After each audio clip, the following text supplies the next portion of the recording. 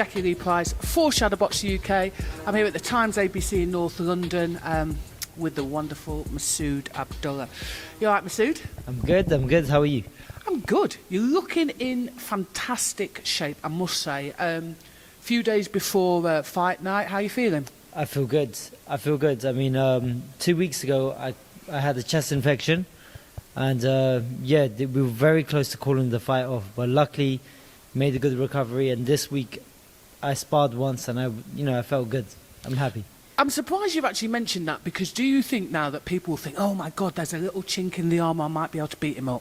Nah, I don't care much because I've made a full recovery. I feel good, I feel sharp.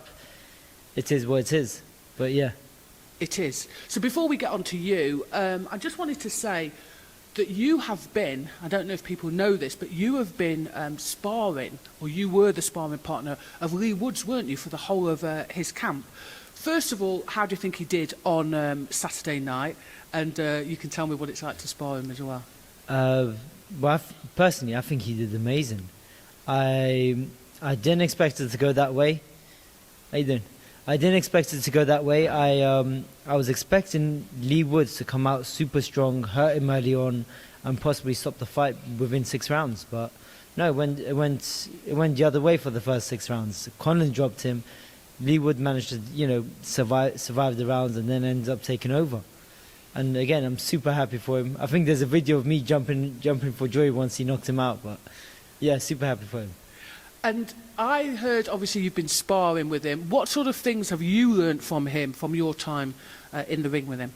Just, how to keep someone at bay, how to close people in. It's the same thing which I do normally, but just, doing it with a little bit more critical damage, I guess. Like if I'm sparring him, I'm making sure I don't waste too much shots. And if I hit, I want to hurt, and that's what I've been trying to do, making sure my punches have major impact. But I'm sure also working with a professional of that level, surely that brings your game up as well. It does, yeah, it does. But this isn't like my first time sparring him. This is I was brought in as his chief sparring partner. But I've sparred him before in the past, like plenty of times. So it's not like I came in not knowing what he's going to do. I knew exactly how he was going to do and how he was going to behave. What took me by surprise is that he came at me aggressive the first couple of rounds, which he normally doesn't do. But yeah, it was good, very good. You're an aggressive front foot fighter, so I think you must have been absolutely perfect sparring for him. I've been hearing a lot of little rumours. I know you, Masood, and the thing is, I already know what you can do and what you're capable of in the future. But I've been hearing a lot of whispers on the professional scene from other boxers saying how good you are. Is that good news to hear, because you don't get the screen time that you probably should do? I mean, it's good news. For me, I'm going to be 100% honest. Sparring. It doesn't mean anything. If someone praises me for a spar, again, that's just at a moment where, I feel good, or I'm proper healthy, or there's less stress, there's less pressure. Then the time when it matters is under the lights. When, in proper fights, that's what I care about. Someone can kick my ass in sparring. I've had complete novices kick my ass in sparring, but at the same time, I've also had world champions world champions, British champions, and stuff like that, where I've done well. So to me, sparring doesn't mean anything. It just matters how you perform on the night. Absolutely. In my mind, you are, Frank Warren's best kept secret, because you are 3-0, you've had 3 KOs, and yet we still haven't seen you on the telly. Yeah, I mean, that for me is quite, I'm going to be 100% honest, it's quite disheartening. I mean, I'm the only person that's won an ABA title, and to win it in the fashion that I won it, I'm the only person that's won an ABA title that hasn't been hosted on TV. I won the Tri-Nations, I won everything, and I was the only person on my debut, and there was 3 of us, that wasn't presented on TV. And for me to have the biggest pedigree out of everyone is very disheartening. And then I'm constantly getting promises like, oh yeah, we put you on, and just, kind of getting tossed aside. It's very disheartening, and there will come a time, and I'm going to be 100% honest, 100% clarity, where the tables will turn. and they will come at me, and I will end up making calls, and I will end up, we'll see what happens. But I'm very confident about that. I hear you. Where they'll come to me. I hear you. And they'll beg me for shows. With regard to what you just said, there are two boxers that come to mind with regard to going under the radar until sort of later on in their career. Mark Leach is one, and Chris Bourke. They obviously fought each other the other week. A lot of people didn't know who they are. Do you think that your career is going to kind of go the same way as theirs? Personally speaking, no. I don't think it will go the same way, just because of the way I am and the personality I bring into it.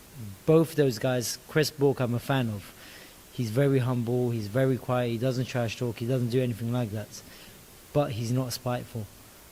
I am going to be 100% honest. I'm super friendly to my opponents, but as soon as an ounce of disrespect comes in, all of my respect goes out the table, and I bring a lot of heat.